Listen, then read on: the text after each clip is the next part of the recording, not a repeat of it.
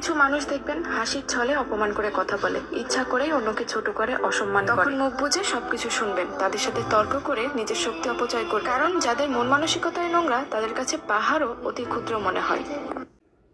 একটা ব্যাপার খেয়াল করলে দেখবেন, ভালো মেয়েরা খারাপ শ্বশুরবাড়ি পেয়ে সবার অত্যাচার সহ্য করে, আবার অন্যদিকে খারাপ মেয়েরা ভালো শ্বশুরবাড়ি পেয়ে ওখানের মানুষগুলোকে আবার অত্যাচার করে। কেন জানি না, ম্যাক্সিমাম ভালো মানুষদেরই সারা জীবন শুধু কষ্টেই কেটে যায়।